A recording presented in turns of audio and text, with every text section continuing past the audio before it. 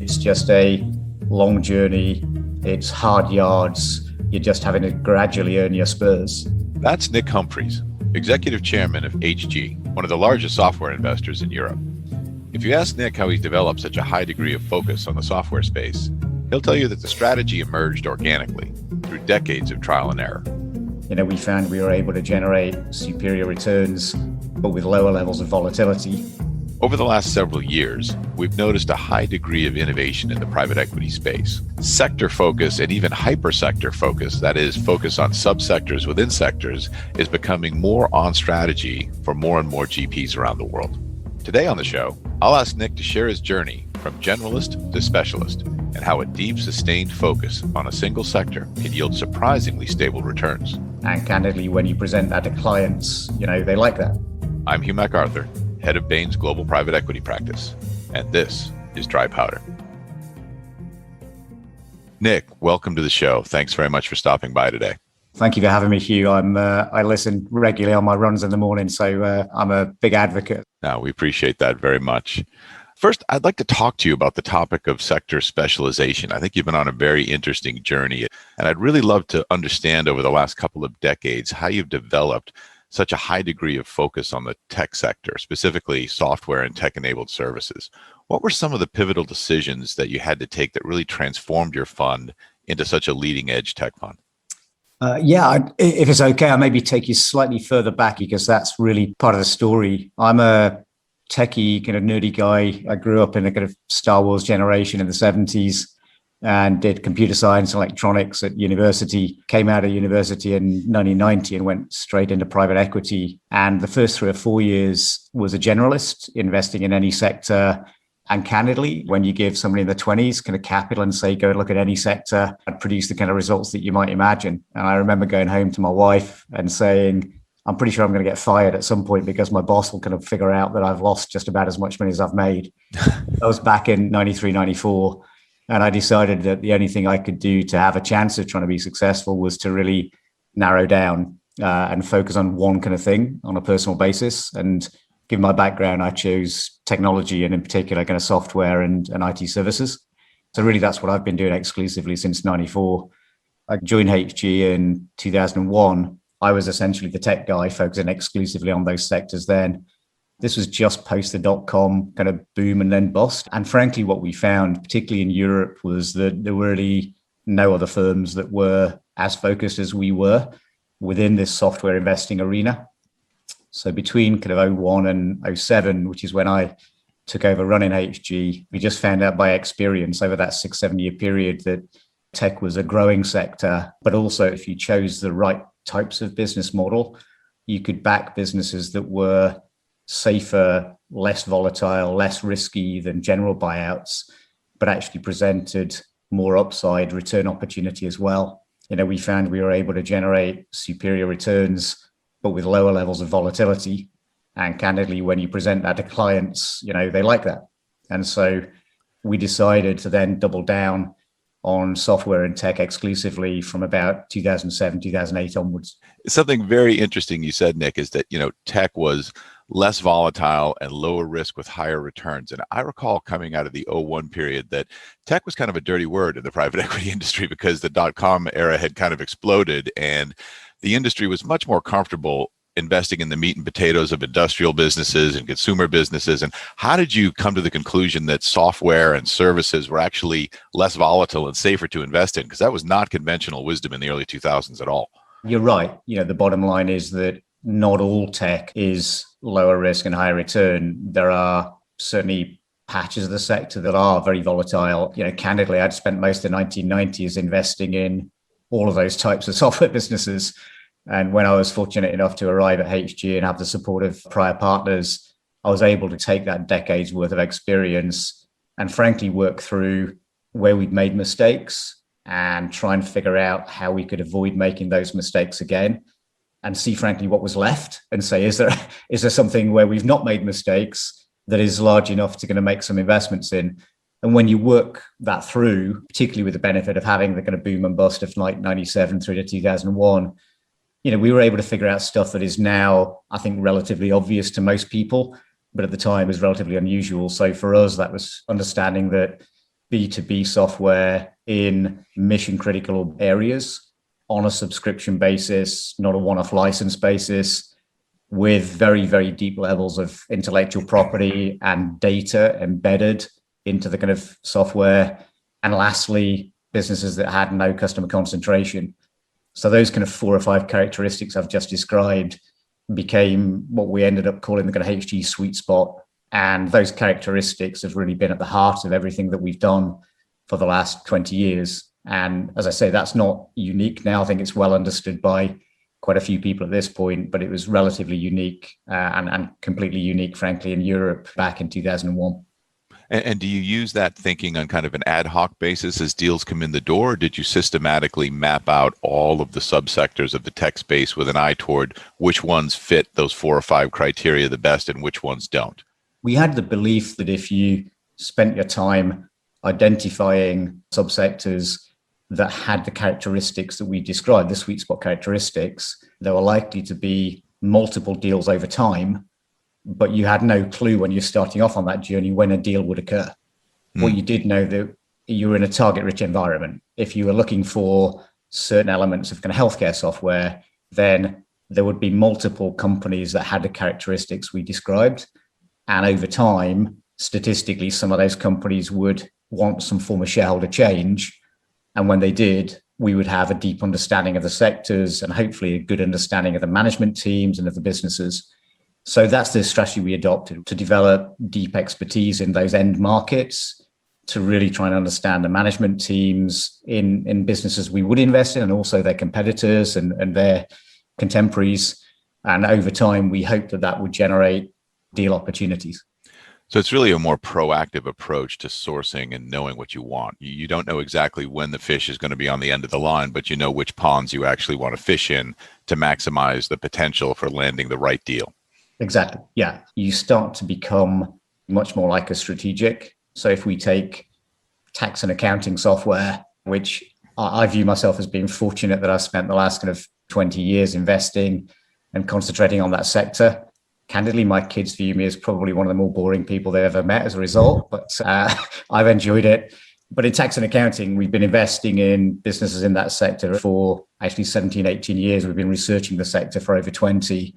And as a result, we look more like a strategic in that sector. You know, we view people like Thomson Reuters and Wolters Kluwer and kind of Intuit as kind of contemporaries in that sector, not really other kind of private equity investors. That's fascinating. That is really, really laser beam focused. And it really is interesting that you use the term, you act like a strategic, and you think of yourselves in many ways as a strategic.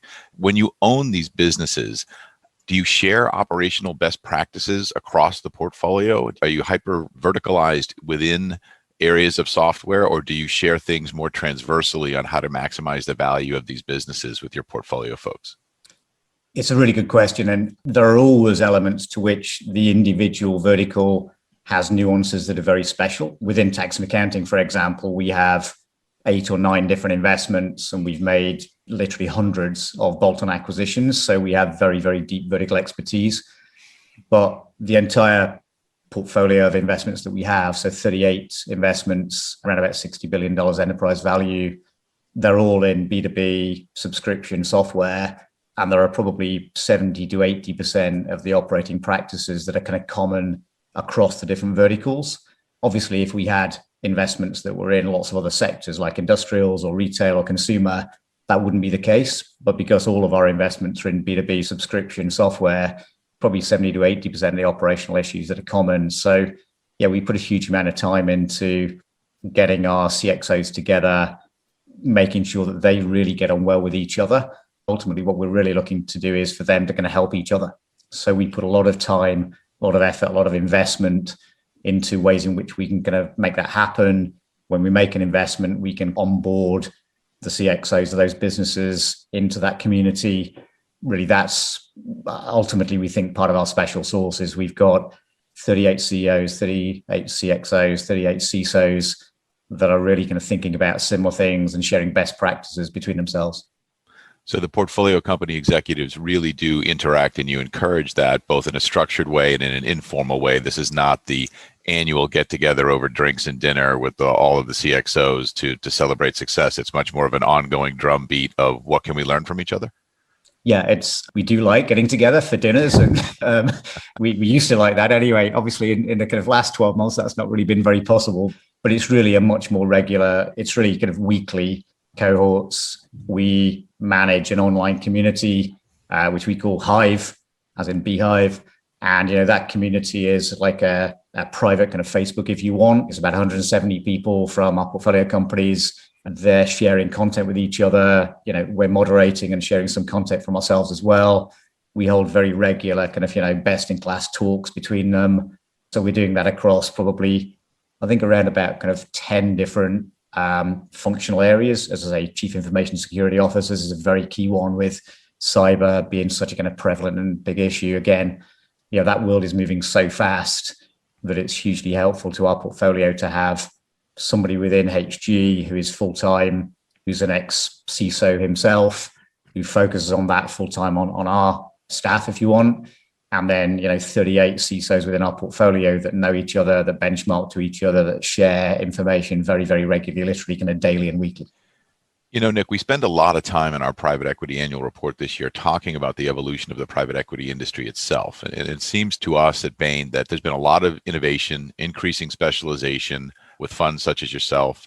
And there are also innovators at what I call the large cap end of the market, firms that have tremendous amounts of resources and can raise funds and put talented teams in place to pursue different strategies, whether it's sector specialization or ESG funds or long hold funds or growth equity funds. We're just seeing a diversity of product that is unprecedented really in the industry over the past 5 to 7 years. And what it leaves is kind of what I call the classic buyout fund. And just imagine arbitrarily a fund kind of $2 to $10 billion in size, kind of classically organized, 4 or 5 verticals, but not a sort of massive degree of specialization.